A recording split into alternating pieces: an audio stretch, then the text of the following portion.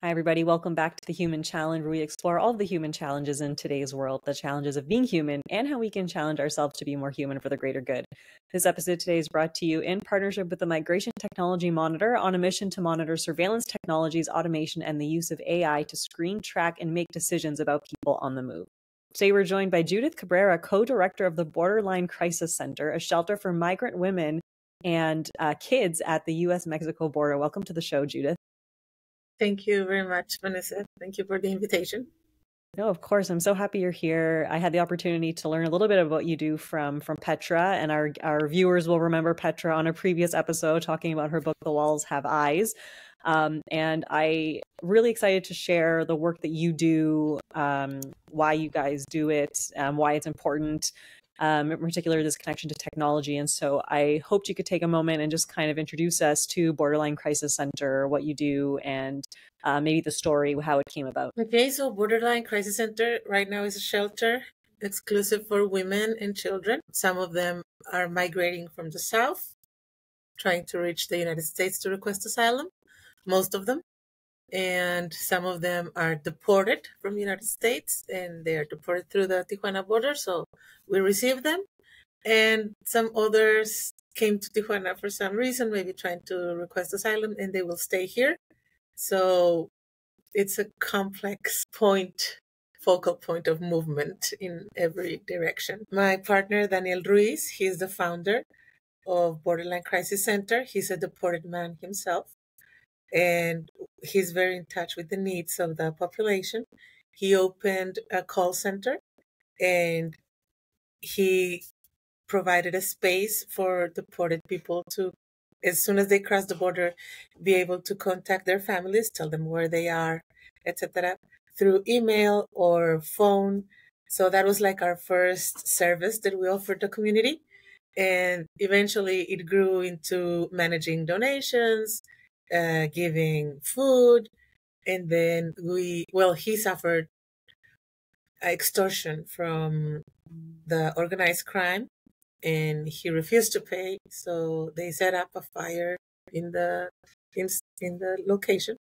So we had to move to where our actual location is, and then we became a shelter. Wow. Thank you for sharing that. That is wild. It is wild. How many people do you roughly see coming in through your center? Our official top is 30. We usually work between 40 and 50. Sometimes we get to 60. We've had, according to the situation in the city, up to 139 people. That became very chaotic. So right now we have like a more firm approach to respecting our limit, which in reality is 60. So are people staying here with you for a certain amount of time? How do you support them on their journeys? Great question. So the reason why we became a shelter, we were already functioning as a community center, giving this access to communications, information, references, etc. But then we depend a lot on the asylum policies of United States. So when MPP came about in Trump's administration, people had to stay overnight to be able to cross very early to have their appointment in court. Then it became Title 42 and nobody could cross, so they were stuck at the border for longer. So we became a short-term shelter until they found another place. And then Title 42 stayed for a while, and people had to stay longer and longer, so we became like a long-term shelter. That's what it depends on. Right now we're dealing with CBP1, and you need 7 to 9 months to get an appointment if you're Mexican. Other nationalities get them faster. There's a very clear and racist bias, xenophobic bias against Mexicans. So that's what's gonna determine how long a person stays, American migration politics. You mentioned some of the discrimination and racism, and I know that knowing Petra, there's a lot of work around how technology contributes to that. And so I'm curious what your experience is being, a shelter. whether there's experiences you've seen or heard, or whether there's the ways that you're directly impacted by some of that, both as a shelter and then for some of your the migrants and the people on the move that you see coming through the shelter. There is definitely an impact. I'm going to give you a very short historical context. Since I've been watching what's going on, that'll be 2016. United States will always figure out a way to dosify the amount of asylum seekers that reach the border. By international law and their own federal laws, anybody who comes to the border and claims to have fear for their lives and can't go back to their place of origin should be accepted into the country and start an asylum case with a judge, etc. This can take a few years. But meanwhile, their stay in the United States is legal. What happens is they come to the border and they say, no, we can't take you in. You have to put your name on this list. This is 2016. So then only 50 people a day can do this because we don't have the capacity. And we figure they do have the capacity for 350 people and they only process 50. Because there is no will to do it. There's no political will to attend the refugee crisis that we're facing. We don't even call this migration anymore. This is forced displacement, mostly due to violence in the area and sometimes extreme poverty, which is also a kind of violence, a structural violence. So they keep coming up with very creative ways to stop the people at the border. That was the metering, they called it. And when that became illegal, thanks to the actions of Al Otro Lado, they moved on to MPP. Now, you can start your asylum process, but you have to wait in Mexico. And then Title 42. We have a pandemic going on, so you can't come in. Everybody else can, but not the asylum seekers. And we saw this very different treatment with the Ukrainian asylum seekers. They were treated with respect. You didn't need to train anybody in human rights to know how to give them a dignifying welcome, and everybody understood why, because the narratives in the media humanized these asylum seekers, these refugees, and they dehumanize the brown and poor refugees coming from Haiti, Central America, Mexico, and most recently China, and we're getting people from everywhere now. So there's a very different treatment towards the people who align with the United States politics, like Ukraine. That was good for them because Russia was the enemy, so we welcome the Ukrainians and we maintain this narrative of the good refugees and the bad refugees, and the bad refugees are Mexicans, so on and so forth. So Title 42 was over because the pandemic was over. They didn't have that anymore. They went back to Title 8, which is a deportation also. And then they came up with CBP 1. So now you do have access. Of course you have access, because of our international law. He's my partner. You're on TV. Say hi. Hola. Hola. And hey. What they do now is you have to request an appointment to present yourself at the border and then start your asylum case. And your appointment, you have to request it in your smartphone. For this, you need A, a smartphone, B, a connection to the internet, C, you need to be tech savvy, have some kind of digital alphabetization to be able to use it. Then you have to speak either Spanish or English, because those were the only two languages they had at first. Haitian Bridge Alliance had to translate it and give it to them to do the work for CBP, so the Haitians had access. And let's not talk about all the other nationalities and languages.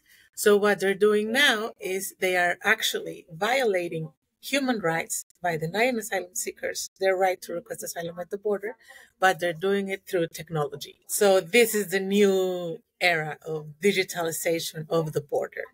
And of course, they will claim that this makes it available to everybody, but it's exactly the opposite. A lot of asylum seekers don't have the money to have a smartphone. They didn't have a connection to the internet. But now, since this became the way to dosify the asylum seekers, even the government pays for our internet now because there's a collaboration between the two countries. So this also becomes a device for surveillance. In order to get this appointment, you have to enter your biometrics.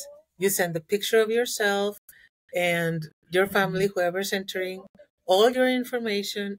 They do not tell us who has access, if there's a third party who they can share it with or not, what's going to be the use of this information.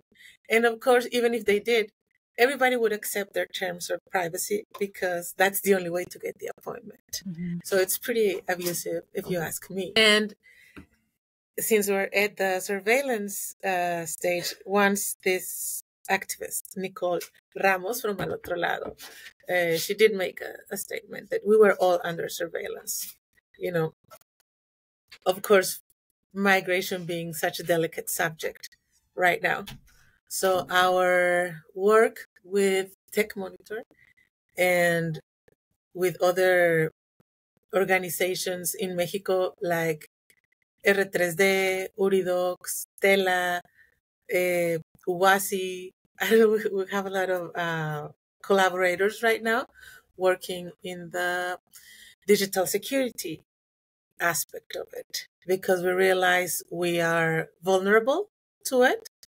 We, of course, are vulnerable, as everybody is, to generalized surveillance, just by using Google Chrome to connect to this or whatever. But we're also vulnerable to focal surveillance. And we do handle a lot of very delicate information about everybody who comes into the shelter. So we had to move from Google to independent encrypted servers. This implies a learning curve that we're barely getting through because we do have a lot of other things to do. The shelter provides a place to stay, food, clothing. We have collaborations for mental health, physical health, legal aid, etc. So we have to figure all of that out with very little budget and also take care of digital security, so it's a little bit hard, but it's also very challenging, and that keeps us motivated. And so a lot of people that come through your shelters, obviously, I'm assuming you mentioned that they probably don't have technology, so they probably don't have a lot of income coming in. But I know that the majority of your population is migrant women. And so how do you support migrant women in particular in terms of like income or generating income or finding income? Okay, so that's been a really an issue for years now. Once there was this study on what do you think is the main need of migrant women? From my point of view as the director of the shelter, I'm like, well, most of them really need legal aid. And then I saw the results of this study, and they asked us as directors, but they also asked them. And it was not total opposite, but it was very different answers. And the main one for them was income. So the reason why we are exclusive for women, it's because of intersectional feminism. We understand that the migrant population is not a whole homogenic mass of people. There's a lot of different groups within them. And just like we see in a regular society, we will see Black women being more vulnerable to certain violence, trans women, women who are traveling alone with their children and they don't have anyone else to share the work with, And also, if you're traveling with kids and you're the only adult in the family, it's very hard for you to get out of the shelter and go to work because who's going to take care of the kids? So you see yourself in a lot of different difficulties added up. You're probably running from violence. They usually run. Sometimes they just take whatever they have on them because of the situation. They flee, sometimes even without their papers. So let alone money or a plan. They come here, they have to take care of their children, but they don't have an income, and they can't get out to work. So this puts them in the most vulnerable situation. Just imagine that you're running away from violence with your 2 or 3 kids, and one of them wants, I don't know, a bag of chips, and you can't afford it. So it's a very desperate situation that makes them vulnerable to things like sexual exploitation from men who will say, I have a room for you and your children where you can be safe. Of course, they will do anything for their children, and sometimes the only way they have to pay back is their bodies. So it puts them in at risk, more and more in risk. If you have a health emergency, and you're not from this country, the public health system probably won't take you, etc., etc. So the income from migrant women has become increasingly present in our practices. So we responded with a feminist solidarity economy network, very informal. And the first thing that they did was they took the donations, the excedent of donations, like if we have too much clothes or if we have too much of something, and they started selling that. It makes sense when you live in a shelter because, say, you have too many t-shirts, but you don't have enough oil to cook, cooking oil. So you can sell those t-shirts and get the cooking oil. It's also very problematic because some people will accuse you of profiting with the donations. So what we did, we have a circle of words, which is like a self-governance organ within the organization. The women, they organize themselves as to who's going to clean, the schedule, the use of certain areas. So we have like a mutual support structure. We are a very small team. We only have 2 people on payroll. So we tell them we can have as many people as we can organize. If we can't organize within ourselves, then we can only take care of very few families. So they organize themselves. And they figure, well, the donations are for us, the donations are ours, and we can sell them if we want to. So we just have a very separate thing with the administration. The money never goes to the organization. They manage the money themselves, the transparency, etc. So they're figuring out these ways to get income without having to leave their children and without having to leave the shelter also, because sometimes they are at risk. People are after them.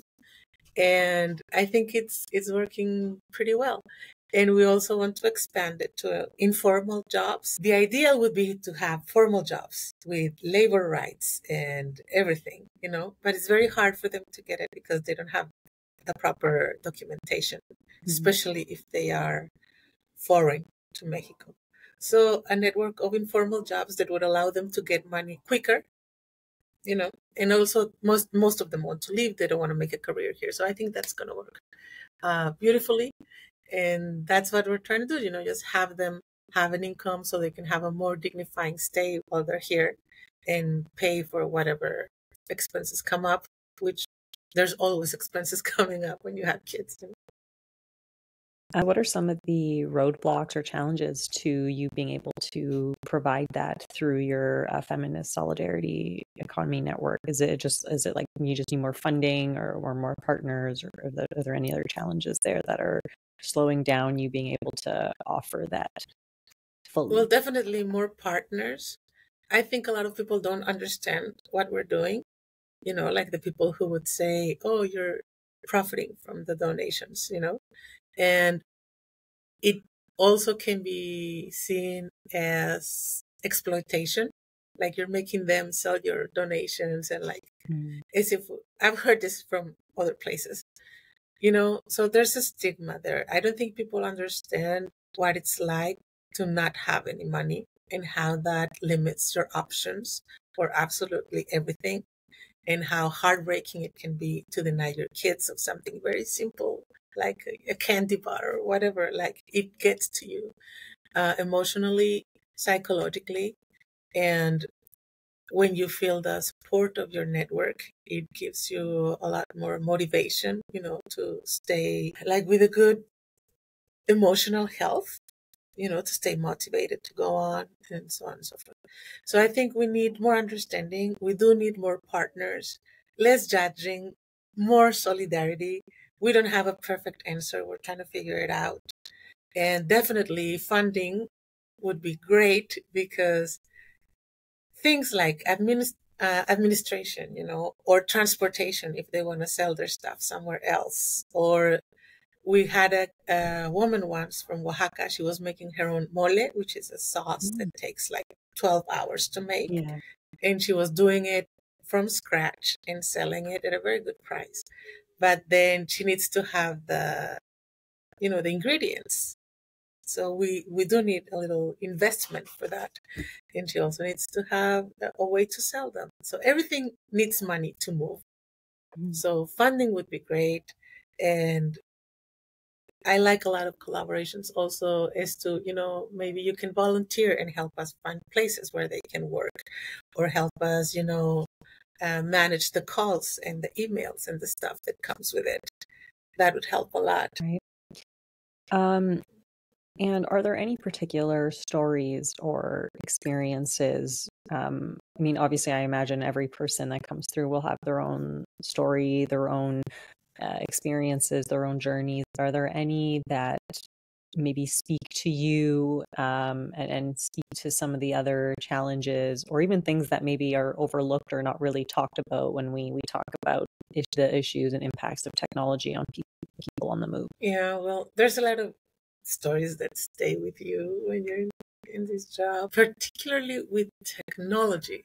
Like right now, we have a person we usually have a person in charge or two within the community, like they're in charge of implementing the agreements from the circle, being like a bridge of communication with the organization and stuff. One of them actually came because of mental health issues. She was living on the streets and houseless, and with a very severe psychiatric problem. So when we interviewed her, I figured, well, you don't necessarily fit the profile of the people that we receive here, because you're not a refugee, you're not an asylum seeker or a deportee or so. But you can stay here until you feel better, because we have a clinic very close by, and you can have your treatment, say a couple of months, and then when you feel better, you can take on with your life. So she stayed, and she's been on treatment since, psychologically and psychiatrically, and she's doing a lot better. She found like an inclusive place, where her issues are not an issue, because we all have issues here. We're all mad in here. So she's also got, I think she's beginning with Parkinson or something physical, and she's been having a lot of issues with technology, even though she's not using CVP1. But some of the donations that we've had prior have helped her a lot, like to get a job interviewing migrants from another organization, one of these collaborations for the informal network. And we've been, as a team, helping her figure out what goes on, and I think you can really see the impact in her life. Like even her voice has changed now. She feels safer, I don't know, more joyful. And you see that reproducing itself. When someone has an issue with CVP1, they will get together to help her out, And when it all started, they would get up, because you only could do it very early in the morning. They would get up at, 5:30, 6 a.m. and all gather to help each other figure it out. So that kind of stuff, I don't know. It's like solidarity is contagious also. I love that. Solidarity is contagious. I love that quote. How do you support members that are from the trans community or LGBTQ plus community? Well, we have a very close relationship with the LGBTQ plus community. I'm a bisexual woman myself, and starting to learn about bisexual activism, being the letter that encompasses most of the LGBT community and also the most invisible, because we have a heterosexual past and we're supposed to not have any problems. but we're just figuring out that we've been like socially gaslighted into thinking our issues are not important or are not as important as the lesbians issues or the trans community issues, so on and so forth. We just asked ourselves this question: if we weren't gaslighted about it, what would we do?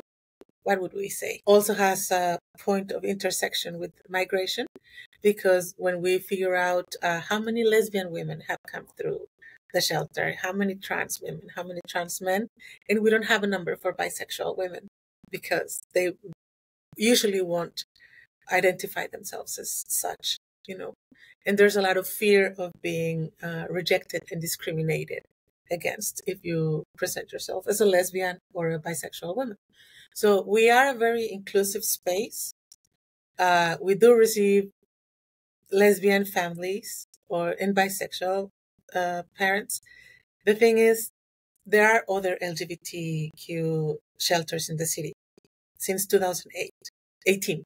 Before that, all shelters were religious, so there was no space for the LGBT community. And particularly trans women were left without options but the streets and sexual work. So it was very super dangerous for them. And now we have 3 shelters for the LGBT community, but none of them will take minors because they don't have the infrastructure. They don't usually have kids.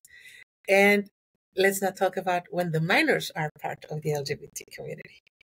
So since there was no space for them, and we come from a feminist intersectional approach, this is the perfect place. If you're a lesbian family or a trans family and you're traveling with your kids, this is a place where you're welcome.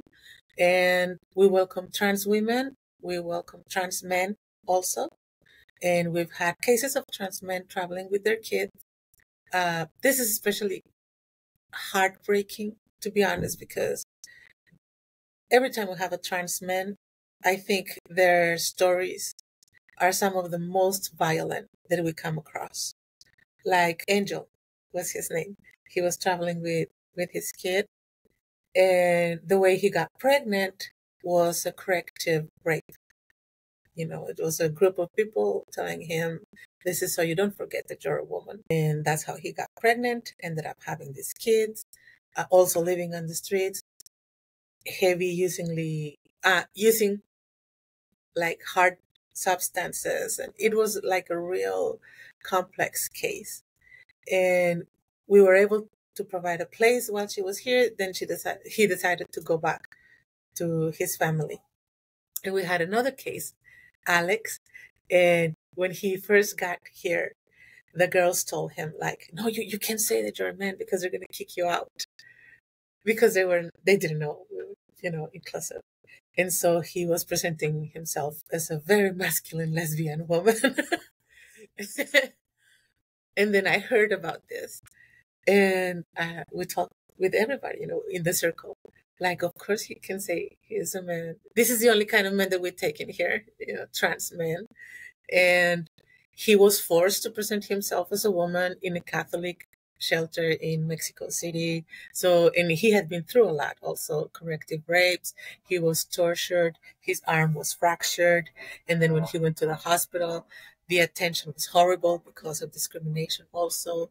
And a group of women in Mexico City, Las Banders, is another organization. They got in contact with him and basically rescued him from this Catholic shelter and sent him to Tijuana. And he stayed with us. And we got him across when the Title 42 thingy was on.